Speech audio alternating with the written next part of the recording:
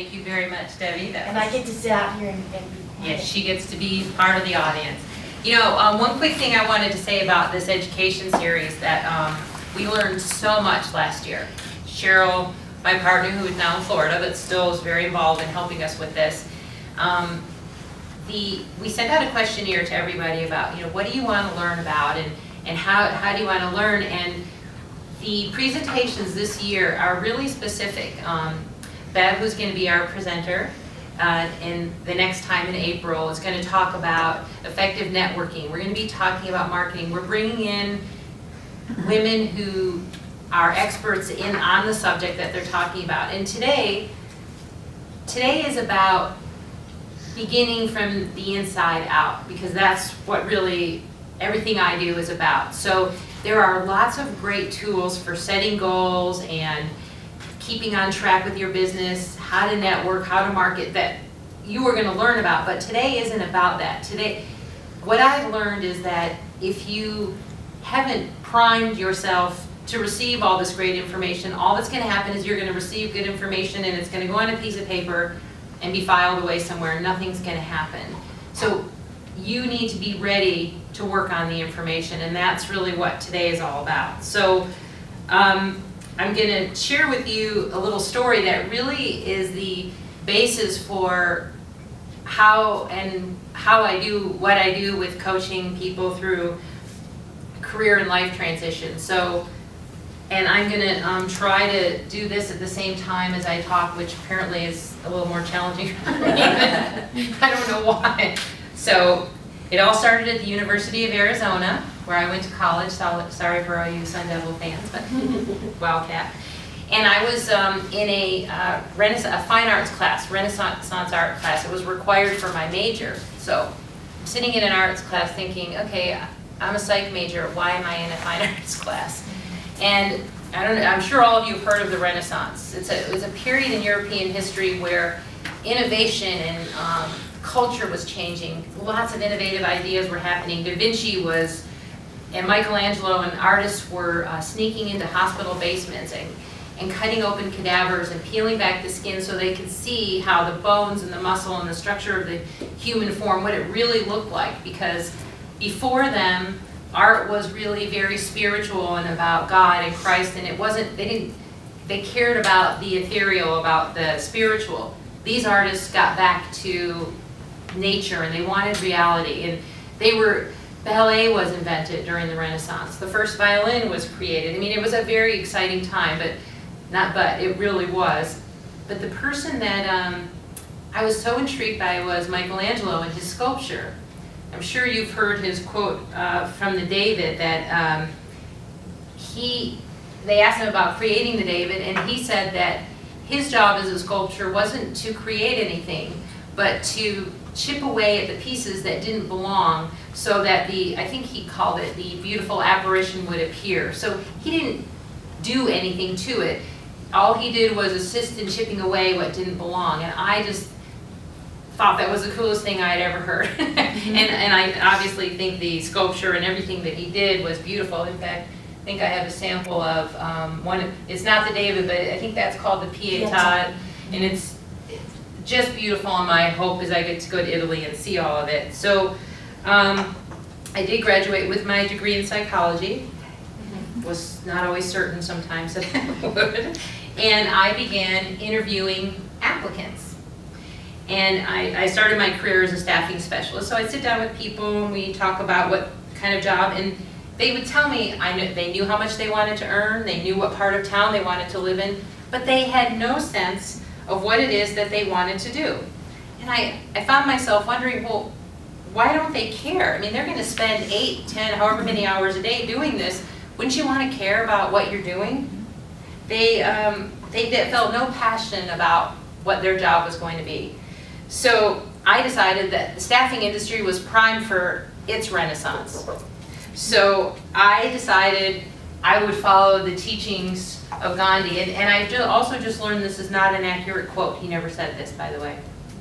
He preached this philosophy, but this particular quote is not his quote. So who knew? I didn't know that, but I was corrected. But either way, the philosophy is there. And if you want change to happen in your life, you start with yourself. So I decided that's what I was going to do. So I decided that I would work on my questioning of the applicants to help them discover their mojo, that cradle of excitement, that place where their passion is, so we could really figure out what they were gonna do. And I chipped away at their blocks, one question at a time. And it was really excited to be a part of the process when you saw that somebody realized or figured something out or got back to what it was they knew all along. So as my career, so there's a, we talked about all kinds of questions. I won't, a whole nother time we can talk about what the questions are because they're really cool too. But over the years, as I started working with clients, I began to see kind of a process, that we go through in order to help them remove the barriers and discover that mojo, that inner passion that they have. So that's where the action steps that I'm going to present to you, it's been a period of years of really refining what we do when we work with clients. That's what these are. So that's a little bit about me. Just quickly, I wanted to say thank you and to talk about why you're here. I mean, and why, those of you who aren't here who are going to be listening or doing viewing parties later, that just people think that they only need to come to these kind of things if something's broken. And most of us, I think, here today know that that's not why you continue your education and you want to learn. You often have something to share with other people. I believe we always have something to learn. So I want to say kudos to those of you who made the trip and are here, and I really believe that what we share with each other, we are all going to walk away with at least one thing that we're going to say, yeah, I'm going to try that, or that's something I never thought about before. Okay, so let's get started. I'm going to give you here, I purposely didn't give you handouts until now because I didn't want you looking.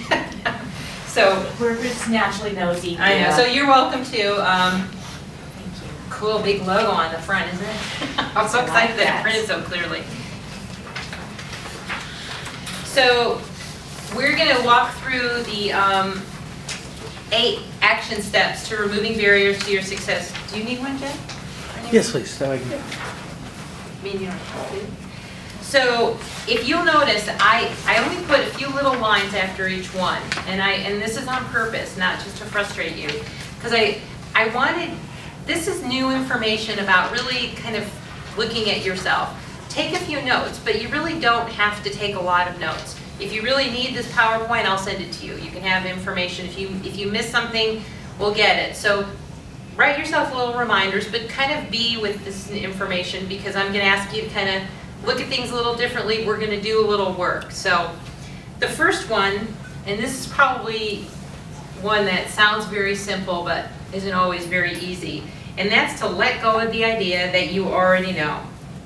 Many of us are defeated because we have decided before we even begin, oh, that's not going to work, I can't do it, it's going to fail. You already have decided how everything's going to play out. I had a story that I thought was so funny. My son and I have a 20-year-old, we were driving back from an appointment, it was before lunch, and I said, so what do you want to get for lunch? And he said, let's get some sushi. And the Fry's now has a little sushi bar in there, so we were on our way over there. He goes, can you believe my friend Caleb doesn't like sushi? And I said, Jake, it wasn't all that long ago when you hated sushi. And he goes, I know, but that was before I tried it. Thought that's the perfect story. How many times have we decided we're not going to like something? So have you ever been certain that dress that you saw on the rack was not going to fit, those pair of pants wouldn't work, they were going to look horrible on you, and you were with somebody who made you try it on, which is what I have to do, and it actually did fit? How many of you decided you would never be able to run a mile, swim a lap, or do a yoga pose, only to try it and say, it actually took a little work, but I could do it? Or how about, I could never do that job, I'll never learn that software program. Oh, here we go again. Sorry, I don't know how to get rid of that, so I can probably jump in. So I want you to understand that the first step in chipping away and finding that inner mojo and passion is to get rid of the idea that you already know, because no one has that crystal ball that I'm aware of yet. So I want to remind you that I'm telling you something that's quite simple, but I do agree that something simple, this is not always an easy concept. So let me ask you, Visa, a question, and you tell me what's assumed after this statement. In the past, when I asked for a raise, I was turned down. Therefore, You'd be No turned use. down this time. Yeah, no use trying. Yeah. so I assume, okay, right. I only date losers. Because It's a that's all. self-fulfilling prophecy. Yeah. right? Exactly. Oh, they're out there. My last relationship didn't last, so I'm not getting good at relationships. It won't ever last then. Okay, these are what we call assumptions. And don't we know that just because something happened once before, doesn't necessarily mean it's gonna happen again? Or maybe we took that situation and we can tweak it a little so that things happen differently. So let go of what you think you already know and be open to giving something a try again, even if you did it once before. Okay, my favorite one that I'm sure any of you who've attended anything that I've done before have heard this. Pay attention to your words. The words you use, they matter. What is your self-talk saying to you? How do you communicate with others? As a life transition coach, I find that any significant change begins with reframing and rephrasing the words that you use. When you say, I don't want to be poor, I don't want to be out of shape, I don't want to feel lazy anymore, what are you focusing on when you say that? Don't, poor, lazy. Tired. So are they good intentions? I don't want to be poor, I don't want to feel lazy, I don't want to feel tired. Well, I think they're good intentions, that's a good thing. But when you phrase them in a way that is focusing on the words that you don't want, those are the words you're using. So instead, can we try something like, I have the energy I need to walk every morning. Your words are focusing on what it is that you do have and your intention about what you're going to do. And we do other workshops, and maybe it'll be a part of something we do in the future, on goal setting and phrasing your goals in a way that set your intentions and the words in your head in the right way. And that's a whole nother topic, but for right now, pay attention to what you're saying, and when you talk about things that you want to have happen in the future, you don't talk about them in a way that says, I want the absence of this. That's just not a productive way to think about it. So, what kind of language do you use on a daily basis? Oh, I can look here. The economy's bad. No one is hiring right now. Everyone will think I'm crazy if I try to start my own company. What if we said, I shift how I approach life to accommodate the new economy. I'm a job detective, and I will find the perfect job for me. Or how about, I have all the resources I need to start my own business. I can do this. So start being conscious of what you say, because you will find that some of those negative little phrases are creeping through. Yes, Sunny? I read in the book, The Secret, Yes. that the universe listens to our words, but does not recognize anything negative. So like when you say, I don't want to be poor, it just takes the word don't out, and so you're saying, I want to be poor. Oh, that's interesting. And you think about it, I mean, if those are the words you're using, those are the words you're thinking. It's just kind of the way it is, and that's really good. I haven't read that book for some reason, but I know that Letty had. If you're not a reader, there's a movie. No, Yeah. okay, good, that's a good one. We should make a list of books, because I'm sure all of us will think of things that we've read. So, what happens when you shift your energy? And I'm going to say that the word energy can also mean what happens when you change the way you show up, or what you say. Energy is kind of our coachy word, but it means the same thing. But when you change how you show up and change how your energy is with the people you interact with and a little dialogue in your head, you're going to find that the people you interact with will change. You will be attracting people, stuff, and events in your life that represent your new energy. So if you want something to change in your life or to improve, it's not everyone else's fault. I hate to tell you this. It could be. Maybe events have happened that are not so great. But the only way that you're going to make a change is when you make a decision that, okay, I'm going to do something different. And when you do, then you begin to change your world. So what are the thoughts in your head? We all have had that little voice in our head that tells us in one way or another that we're not good enough. It may say something like, you're not smart enough to get that promotion. You don't have enough money to hang out with those group of people. You're not attractive enough to get the attention of a good man or a good woman in your life. I'm sure every one of us has some little voice in our head. So, yes, Debbie?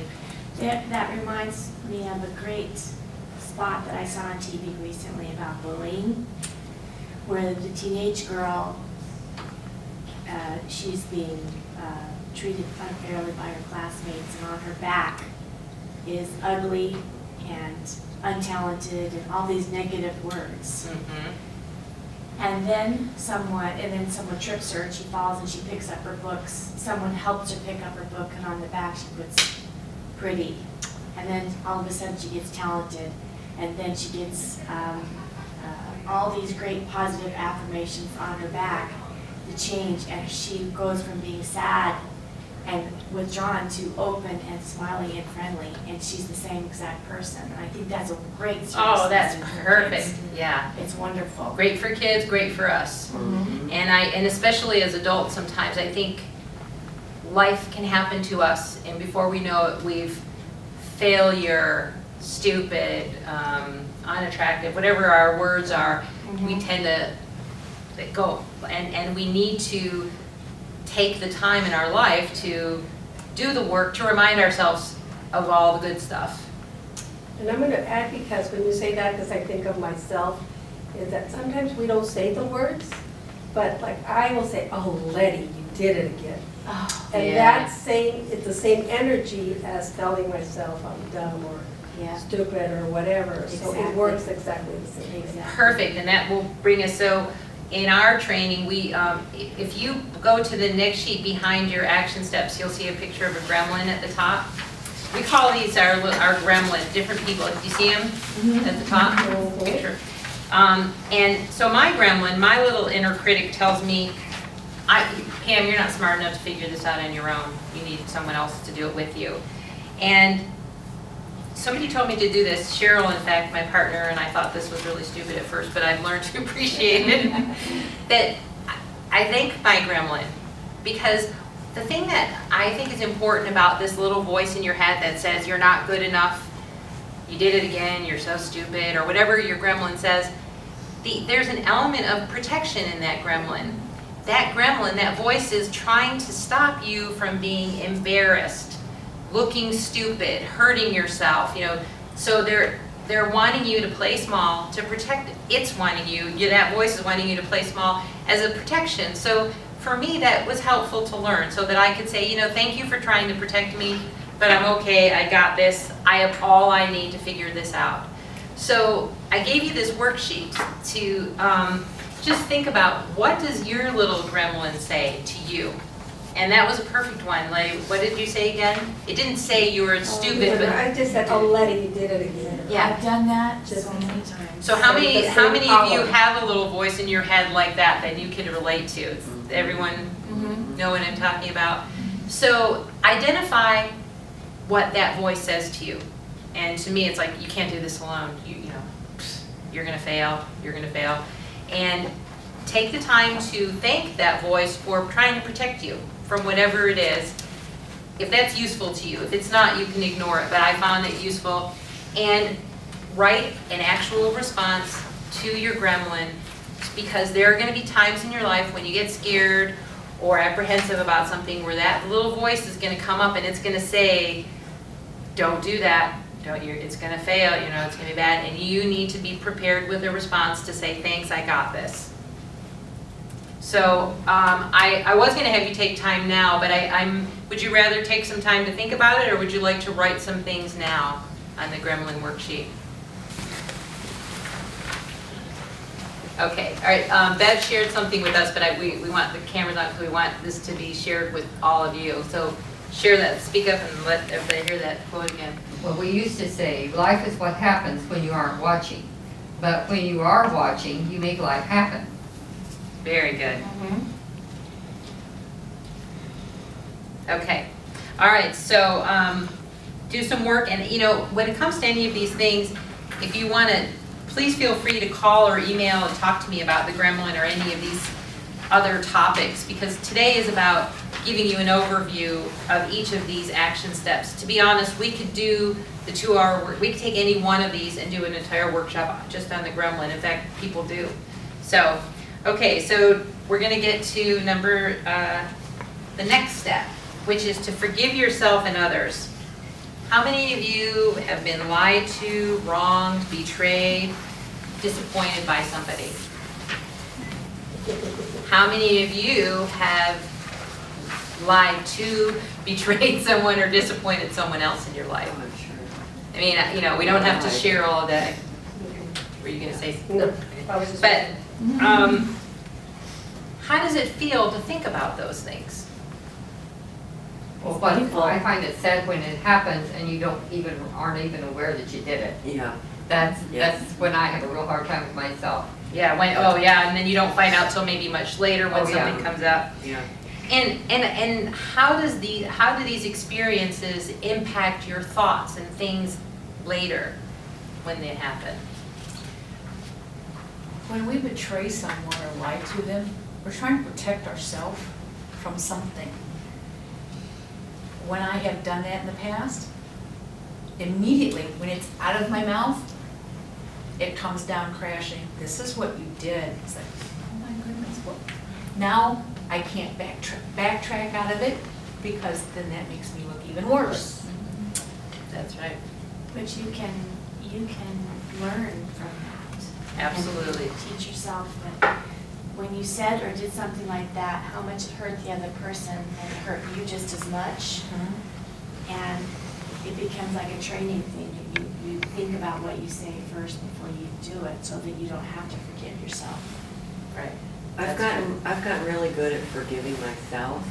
When I was younger, you try to make everyone happy, and you turn yourself inside out, and they're upset with you anyway, or they just, for some reason they take you the wrong way all the time. But if you know in your heart what you meant, and you know that you're sincere and honest, it's their problem. And I've gotten much better about not trying to. Take it all on Yeah. yourself. Yeah. So My how favorite does that phrase. impact you in forgiving other people who may have wronged you? You all shared a lot about, when you've made a mistake. It makes it much easier. It makes it much easier. My standard phrase is karma, Well, and if you forgive others because they make mistakes just like you did, and you have to realize that that mistake is theirs to live with or deal with, but the more you let it impact you and hurt you, the worse it feels for you. So let that person make their mistake and understand they're human, forgive them for that, and don't dwell on it, just move on. That's right. It's a learning process, You can and they only just haven't change learned that you can process only yet. change yourself, you can't change others. That's Right. correct. So why did I say forgive others and yourself and not just tell you to forget about it and move on? Because do you think you really do forget about it, or do you just, it No, just yeah. churns around in your head and just bugs the crap out of you? Yeah, forget about that hand. Yeah, it's just not gonna happen, right? So it's important to forgive, because forgiving doesn't mean that what happened was okay. Doesn't Right. excuse what happened.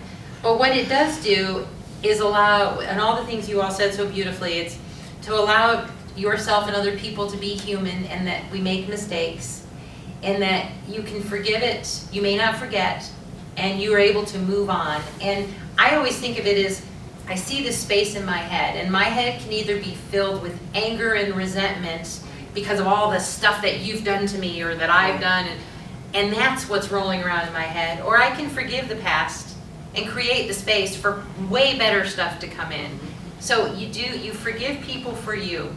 You don't, it's not about letting, I have found that people don't forgive because somehow that lets the other person off the hook and they are not gonna, I said, okay, well, that's a lot to carry around. It So, can make you sick. I mean, it can make you physically Yeah. sick to have that. it's real, yeah, and there's lots of studies about that. So I had an experience when I was younger. I worked for a company and I was part of a task force that I created a form that was gonna streamline a process in the branches.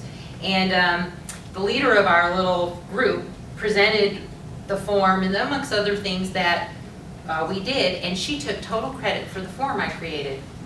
Very I was, well, it wasn't, yeah, I mean, I was just like, I sat there completely stunned and quiet, like, I can't believe that she just did this. And I don't remember, I was younger, I don't remember the exact time frame, but I do remember finally, it could have been a year or two later, for all I know, getting to a place where I said, you know what? She needed to take credit for that form. Maybe she was gonna lose her job, maybe something bad was happening in her life, but for whatever reason, she needed that. And the good news is I created that form, and I was gonna be able to create and do other things in the future. So I'm gonna forgive her and understand that she's human, something was going on, and move on. And it was the most freeing thing for me. And she is, I think Debbie said, she's the one who has to live with the fact now that she took my idea. I don't have to live with that. Yes. Okay, so this is a scenario that a lot of us experience, I think. When someone is in your life for whatever reason and you have an association and you talk on the phone or you have a project you do together, whatever, and then all of a sudden, for no apparent reason that you can, they drop out of your life. Stop taking your phone calls, cancel lunches, they disappear. And is the first thing that you wonder what I did to her or him? Or is it that it was just a time in your life and they were ready to move on to something else? This was perfect. Hold that thought. Okay, Okay, I'm gonna just end this quote with forgiveness because I thought this was really good. Forgiveness does not change the past, but it does enlarge your future. Yep. Practice forgiveness. Yep. And I found it very interesting that all of you went right to forgiving yourself and not others as much. Very interesting. I had to terminate a lot of people. yeah. And that was really difficult for me in the beginning, because I felt like that there was, if I'd done one more thing for them, or maybe I showed them one more thing, they wouldn't have been terminated. And part of it was selfish, I didn't want to start over on the training. But I realized something when the lady I reported to said, you know, you can want something for someone more than they want it. And they have to want it as much as you do. And I even use that in GPS. I tell people, you know, I really want you to be successful. I really do, and I'll do everything I can to help you. But you've got to want it as much as I want it for you. Absolutely, so true. I have a feeling that this forgiveness issue doesn't seem like it's an issue for this group right here. But we're gonna talk about interpretations, and what Debbie said is so perfect. Can everyone look at the picture? What do you see? Two faces or a maze, depending. Does everyone see both of them? I saw the Yeah. two faces first. Yeah. I did too. Just a great picture to Yeah. demonstrate an interpretation. I think that's a fairly common one. There's lots of them. I love those pictures. Yes. Yeah. So let's talk about interpretations. Debbie just brought one up. You leave a voice message for somebody and they don't respond and it's been an hour.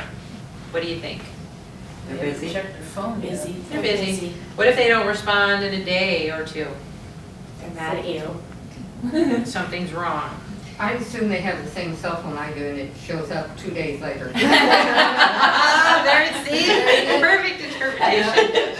Okay, so what happens, you ask a prospective client a closing question, and she says something like, I need to think about it.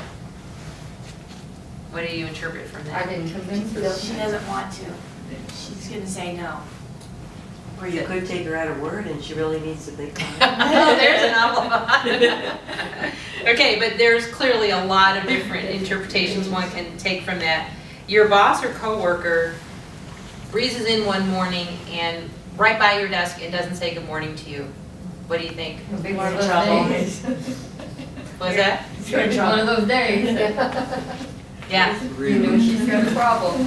Yeah, it could be any number of things. It could be something as simple as she has a big project on her mind and she's focused to get busy and nothing's wrong at all. Or it could be, you know, she's mad. It could be any number of things. So Maybe she's mad at her husband. yeah, she had a fight with her husband, and, you know, the dog's sick, and, you know, in my case with Cheryl's story, that I didn't return her call one day, and she was wondering if I was mad at her or something. My septic tank had just backed up into my master bath. Oh, It was not a fun day. So Yeah. I was, you know, calling the septic tank people. I was in the yard with I won't even tell you. And by the end of the day, when I finally called her, and that was the reason, she had a whole day to figure out, why isn't Pam, she always calls me back like Yeah. within the hour, what's going on? Is she mad at me? Did I not do something? You know, she had created an entire dialogue. So I encourage you, these are just some examples, to be careful to understand that when something happens and you make a decision about the reason, it's just your interpretation. There could be any number of reasons. And so to be on the watch out for it. And if somebody doesn't respond, like you just said, something about, you know, somebody kind of leaves your life, is that kind of what you said? I mean, you were talking and all of a sudden, you know, what is the decision you can make at that point when that happens to you? Well, you know, the first thing I said was that you're wondering what you did wrong. And you didn't do anything wrong. It's just to let her go, or let him go. I usually say something like, you always return my phone call right away, is something wrong? Yeah. I assume something, you know, has happened, and and like I said, I usually joke and say, or do you have a cell phone, okay, and the message shows up in 2 days. And if they don't respond and something's happened, if it's possible, make the choice to say, you know what, I feel like I've done everything that is appropriate. And I can move on and let her go. This is not all about me. Maybe it's about her, and we just don't know. And sometimes you get the answer. They'll come back a year later, 6 months later, and they just had a horrible family emergency. I mean, there's any number of things. So watch for your interpretation. So, Whee! I'm awake. I know, that's a good one. So the next step is to identify where you are now. Again, something that sounds very simple, but is a not necessarily an easy thing to do. How do you do that? So I'm gonna see if this is on here or not, because I'm trying to watch our time. So in your handout, there is a values assessment.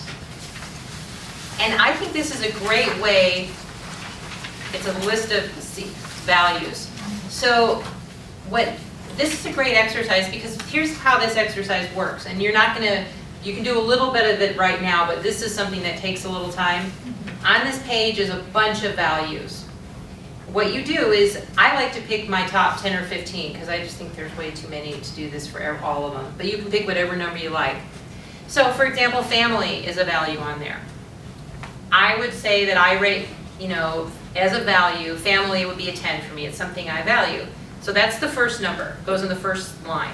The second one says, what does it say? Action rate? Action. What that is how are you doing with that value? So if family is really important to me, but I'm working 60 to 70 hours a week and I never see my family, maybe I would rate myself a 2 in that area. So here I have a value that's a 10. How am I doing with it? I'm a 2. Okay, that's clearly where I am right now and something I need to work on. So this values assessment is a great tool to use to figure out where are you now with the big rocks in your jar. Has everyone heard that story already by Stephen Covey? yeah.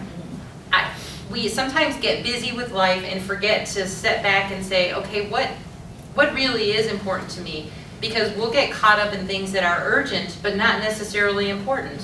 Because they're urgent and they can be dealt with right away. So I find this a really good exercise to do. And I want to say that when you do this, I love how she knows how to do all these things.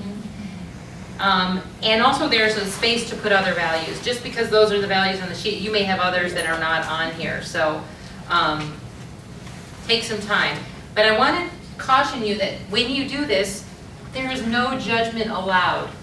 Every one of us will have, if I said to you, pick your top 10 values, would each of us pick the same top 10? No.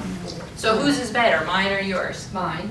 Bad, okay, Except I'll for leave it at except that. But how many of you have found that when you're looking at things like values, you allow outside influences to affect your decisions? So I want to ask you a question. So in your opinion, who does more valuable work in the world, or did for Mother Teresa? Mother Teresa or Angelina Jolie?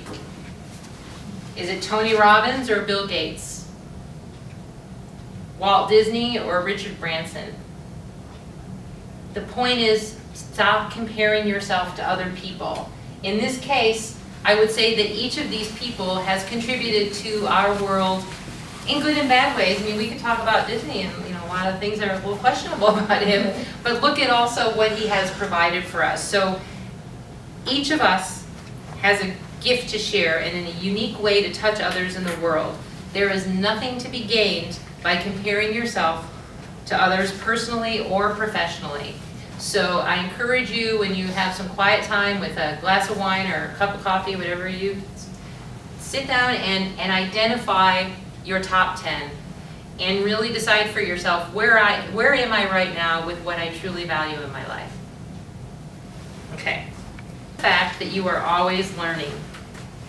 People come into your life for a reason, a season, or a lifetime, which again speaks to what you just said. Yeah. Don't you find that people and things, they come in and out of your life? It's okay. And the fact that people leave or things change is not all about you. They're on their own journey just like you are. So I share the story here that, you know, I had my real estate license. I got it in 2004, and I did, you know, a fair amount of transactions for about 5 years, and then retired from real estate, you know, when lots happened in my life. And just last year, I did a 1031 exchange. Anyone ever even heard of it? Okay, so all you tax people, you know. So all that it means is, in the tax code has a provision that says if you sell, I had a rental property, if you sell it and you take those funds and you put it in an account where I never touch the money, and I turn around and I buy the same kind of property somewhere else, the IRS is not going to tax me for it. So it's a great way to save the tax money. So I was working with a realtor in LA and the realtor here in Arizona, because I sold in California and I bought in Arizona. I worked with a 1031 exchange account, I forget what they're called. You know, they're like an escrow company, but just for exchanges. And one day, and being the kind of naturally curious or nosy person that I am, I ask a lot of questions. And one day, the realtor here in Phoenix said, you know, once this is done, you could probably teach a class in it. I thought, you know, I probably could, because I found out all kinds of interesting things that no one told me about, but because I was not afraid to go online and read and call Janice, I mean, we were on a first name basis because I asked a lot of questions.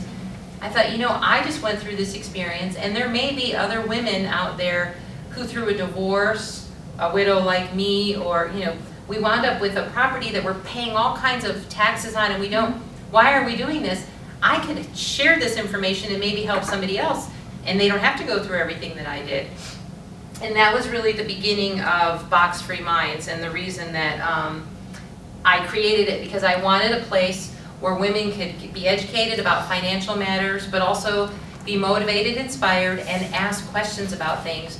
Or like me, I shared my 1031 exchange story because maybe somebody else would be helped by that. So embrace the fact that there's always something to learn. Again, not an issue in this room. I happen to know all of you. Okay, so the next step, get curious.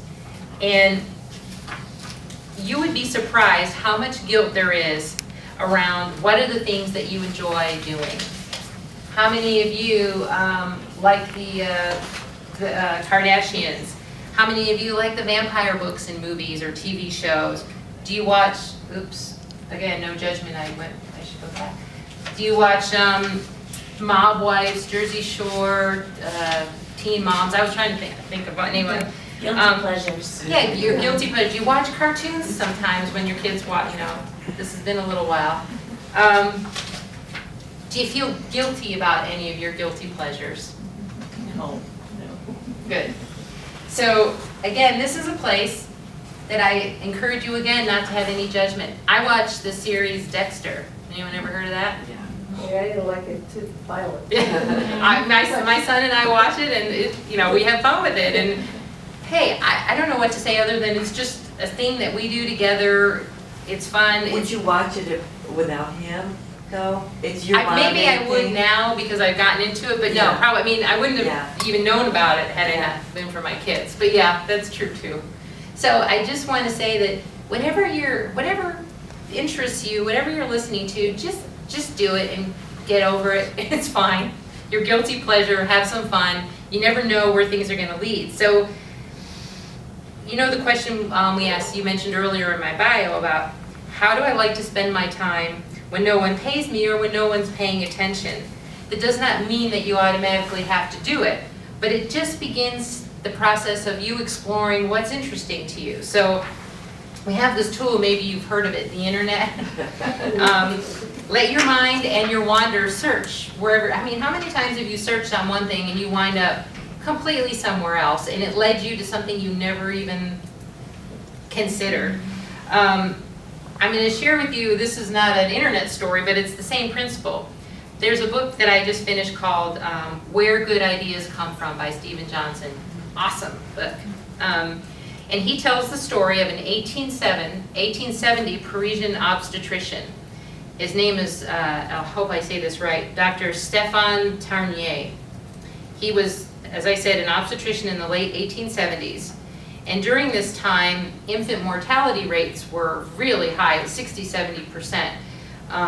Even in a city like Paris, where there was a lot of advanced technology in this area. 1 in 5 babies died before learning to crawl, and the odds were far worse if it was a premature or low-weight baby. So he worked at a maternity ward at what I would call a county hospital, for people without income to come to. So one day he took the day off of work, and he went to the nearby city zoo. It was, his vampire movie, his thing that he just liked to do. So he took the day off, and he was wandering through the zoo, and he stumbled across an exhibit of chicken incubators.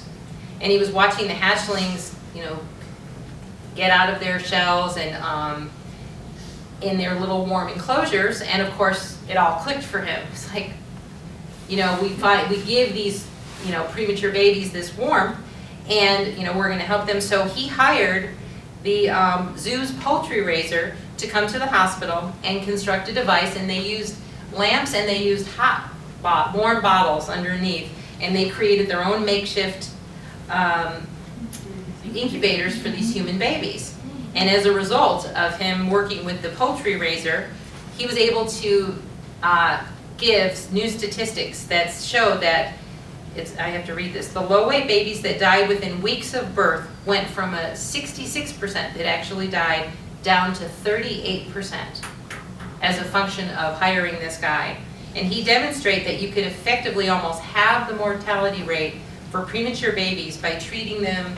There's a little panda. So let me ask you this. What if Dr. Tarnier had a lot of judgment that said, I can't take the day off of work to go to the zoo. I have an important job. All these babies are dying. I have to work harder to figure this out. And he never went to the zoo.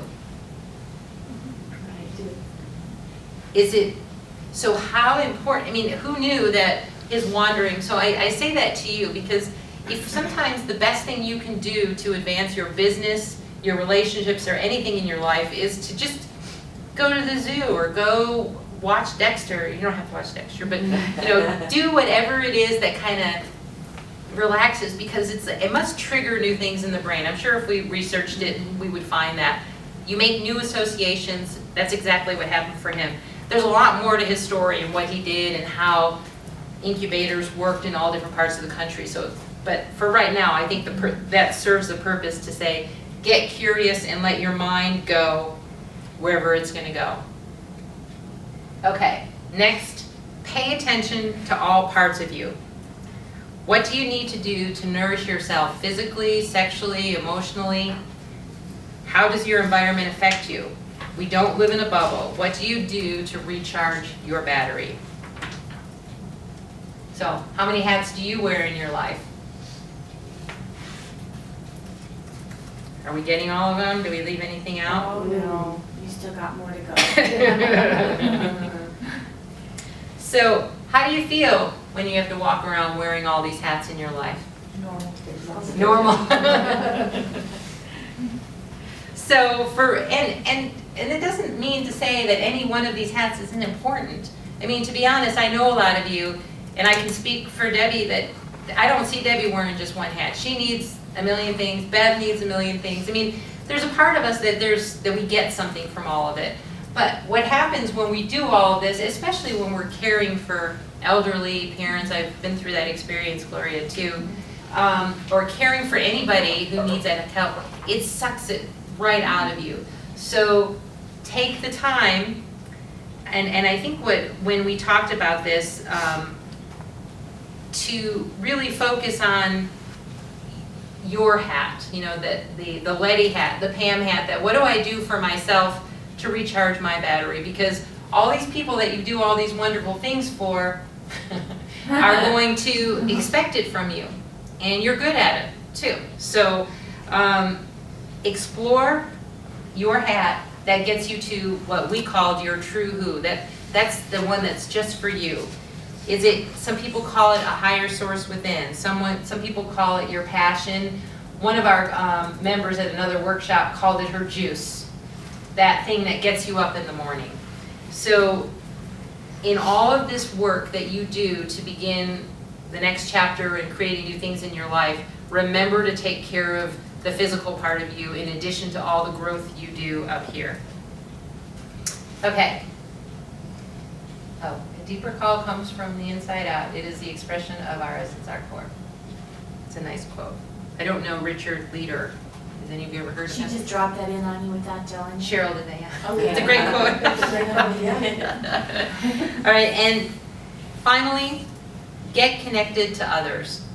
No one achieves success alone. Surround yourself with people. This was a quote from my husband, I'm sure I've told you guys. He always said he tries to surround himself with people who make his number go up. And I always love that quote because I think that's exactly, someone else once told me there are three kinds of people in your life. There's the vampires, the people who suck the energy anytime you're around them. There's your flatliners, the people who, they're there, no effect one way or the other. And then there's those other people that you like, you can't wait to get around them because I'm gonna leave and your energy is lifted. So who are you? I think for me, the years I spent in retail, I was surrounded by vampires. And I didn't even realize it because when I would end my work day, there was not very much of me left for my family.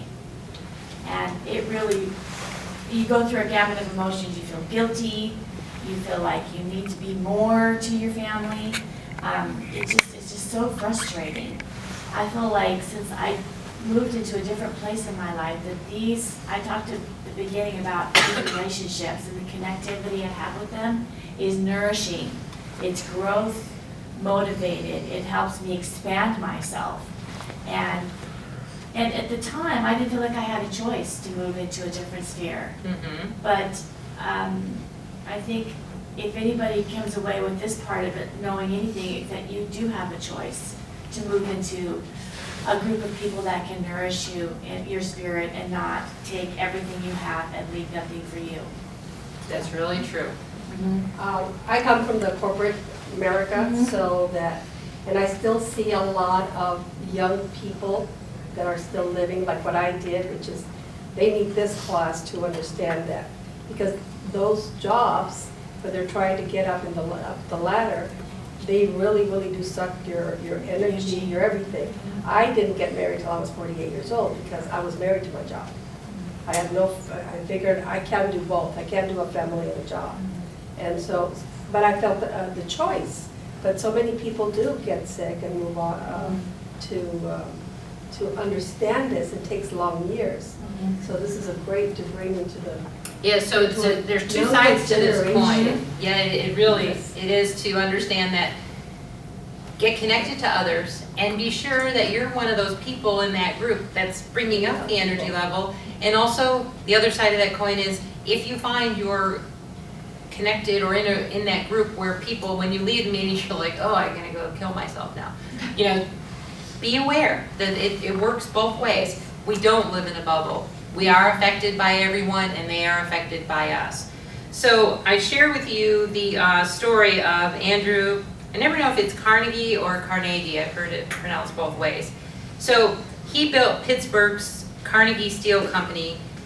He was a poor Scottish immigrant who came to the U.S. in the late 1800s. He built this company, and in 1901, he sold Carnegie Steel for $480 million. And in today's dollars, that's approximately $13.5 billion, creating the U.S. Steel Corporation. And he devoted the rest of his life to philanthropy. I mean, there's Carnegie Mellon, I mean, he libraries, I mean, he was very scientific research. I mean, he did give back in a really big way.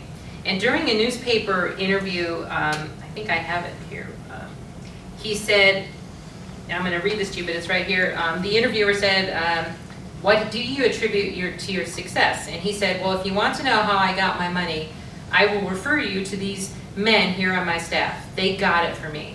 We have here in the business a mastermind.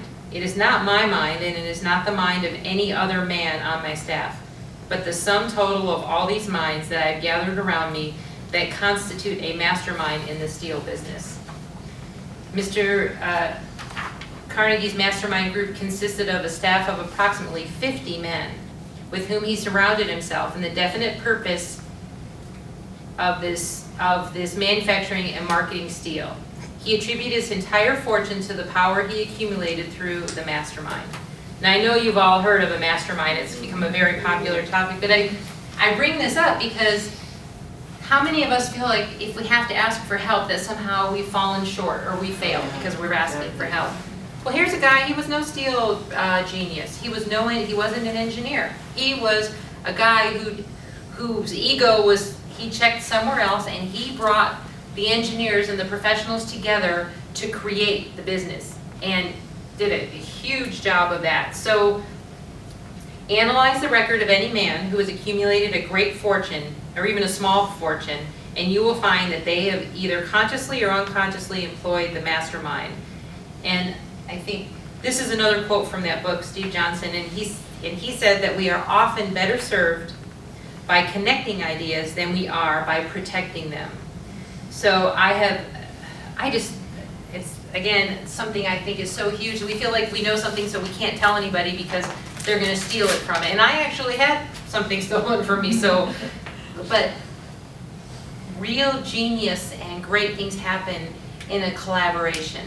Haven't you ever noticed that you bring one element, you bring another, and before we know it, we have created something that we would never have created on our own. The education series, the GPS, and all the other things you do are because you ladies put your head together and make it work. Exactly. So in summary, I'll just say it, I think we have them up. Let go of the idea that you already know. Pay attention to your words, because your words really do matter, and don't assume you know what's going to happen. Forgive yourself and others. Identify where you are right now and do your values worksheet. Embrace the fact that you are always learning. Get curious, and I was always thinking of saying get curious, get searching, and get over your judgment about what it is you're curious about. That's just too much to say. And pay attention to all of you. All of you is connected, and you got to take care of the whole thing. And finally, get connected to others. And this is a quote that we've shared before, but I really felt it was powerful, so I'll share it again. It's from Steve Jobs. If you're familiar with this quote. Your time is limited, so don't waste it living someone else's life. Don't be trapped by dogma, which is living the results of other people's thinking. Don't let the noise of others' opinions drown out your own inner voice. And most important, have the courage to follow your heart and your intuition. They somehow already know what you truly want to become. Everything else is secondary. I think we're at the end. So we'll open this up for questions, but is there any, out of all of this information, is there a question that comes up for you or a takeaway, something from today that you feel like you could take and implement in your life? Debbie? When you played that quote for Steve Jobs, everyone knows what kind of impact Steve Jobs had on the entire world. And there's just no question there. But I believe every single person, if they listen to what he had to say and put that in their selves, they can impact their world positively. They can make a huge difference in others. And it doesn't have to be the entire world. It can be your family and your close associations and the people that you reach out to and touch in your church and whatever. Right. If you realize that your inner voice is so powerful, if you listen to it and don't have that chatter from outside saying you can't do it or it won't work or this is too much or whatever, just if you have a fire burning in your belly and it keeps pounding into your head saying, do it, do it, do it, it can happen, you can do it, it's important, it's necessary, then follow that through and you're gonna be surprised at how you impact other people just with that. Listen to that voice and don't let other people drown out that passion in you because it's just so important. And it there's can lots be- of people who believe that it they know can better be- for you too yeah, than you They, yourself. absolutely,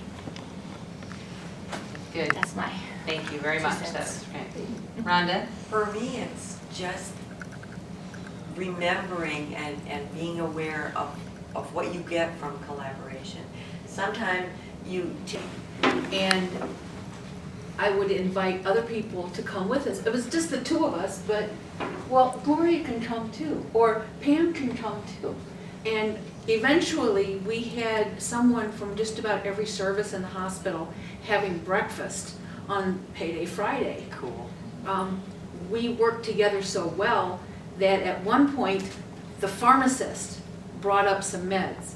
I called her and said, I need this bag. She goes, well, it's too big to send in the tube system to come up. She says, you have to come down and get it. And I went, oh, gee, I'm so busy. I don't know when I can come down and get it. And the patient needs it. She goes, well, I'm going to the candy machine. I'll bring it to you. So she brought it up. Well, she has a unique voice. And so she shows up on the floor, and there's about 4 nurses there all of a sudden. And I said, oh, there you are, thanks. You know, she goes, hey, Sonny, here it is. And thanks, you know, and I got the bag and I gave it to the nurse that needed it right then. And they all looked at her and looked at me, and it's like, you got the pharmacist to bring you meds? You know, to come up to this big hospital at night. And it was the mastermind thing. We got the central Creative. service to bring stuff Yeah. up faster because we were friends. Mhm. And ideas of how to improve things, to get things done better, faster for the patient, because ultimately that's what we wanted to do.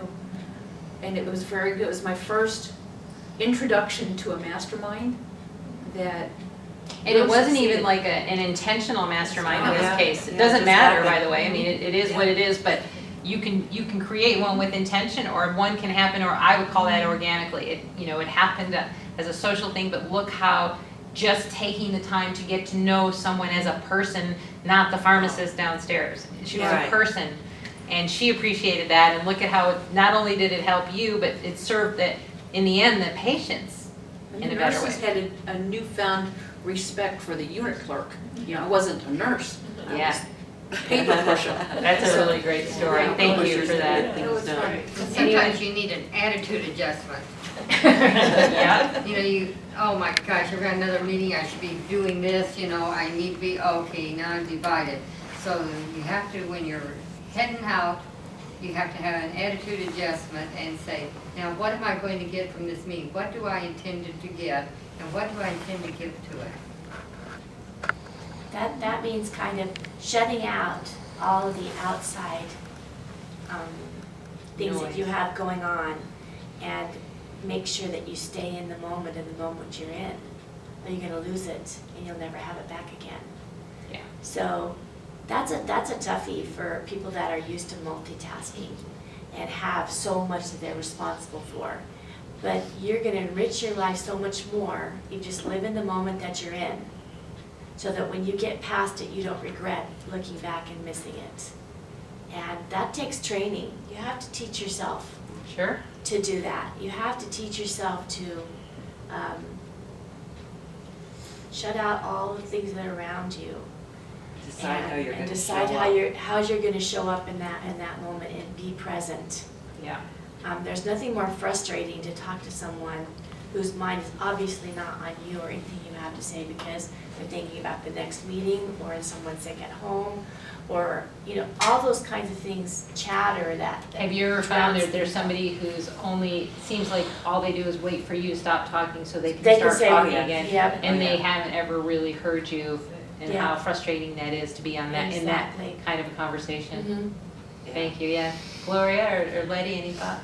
Well, I think that, like I say, sometimes you need to learn how to listen. The first thing you need to listen, because a lot of times you're talking too much. Yes. And you're not paying attention. The person that you're trying to have a conversation with is not, they look at you as, you know, because they're not listening to you because you are not listening. Don't let them respond. Yeah, very good point. Mhm.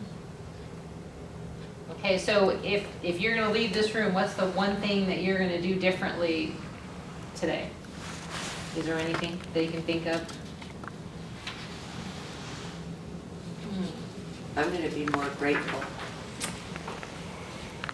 for all the good things I have and the relationships and just the awareness of these things. And I appreciate this. It gives you so much to think about Good. and help you stay positive and be more positive to grow. I think forgiving is something I've always struggled with. Not myself so much, but others. That's a tough one. That's a tough one. And I actually hold on to things that people that I haven't seen in years and years and years, and I still bring that up in my head. What the heck did I do to cause them to? I need to let that go and just forgive them for being human and realize that they're in the place they need to be. And I was enriched by them being in my life when they were, and then I took that with me and it formulated who I am as a person. Good. I That- think your number 2 are your action steps. Pay attention to your words. It's always a good reminder for me, who is rather flippant sometimes and says things that I go, why did I say that to that person? You know? Yes, I've we even can all been known relate to do that. it With a preacher say something, I go, oh my gosh, why did I say that? You know, so. Good. Pay attention to your words. Letty, did you have your hand? I was just gonna say the value assessment, because, you know, it's something that you don't think about often, and it takes you to a point to where really, we think we know where we're at, Right. but not until you actually do an exercise like this. I'm looking forward to a glass of wine and quiet time. Seriously, I mean, there's a lot there. Yeah. That's the best exercise I've ever learned for when people say, well, figure out where you are now. And I sat there and said, I'm in here at the City of Peoria in a room. What do you mean, where am I now? Right. That didn't have any meaning for me until I said, oh, okay, I need some way to measure and define what you're talking about. So that's a great exercise. And thank you for saying don't compare to anybody else or the judgment, because you could easily do that. Yeah. Easily. This is just for you.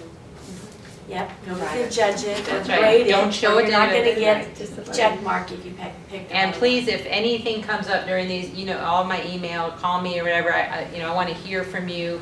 I probably will send you an email asking for input. I made a choice not to print out that feedback form because I don't know, what I would love to do, if it's okay with you, is I'm going to send you an email, thank you for being here, and give you a few guidelines, and if you're okay with it, email me back and your impressions of today, what you liked, what could have been better. I want some real good feedback because I believe these are all really important and I'm very excited about it, but it's different when it's in your head and then it's different when you put it out there and how it's received. So I would really value your input, and I'm just going to send you an email for that instead of checking boxes on a form. I just didn't feel that was the kind of feedback I wanted to get. So thank you very much. Thank If there are you. no questions, we're done.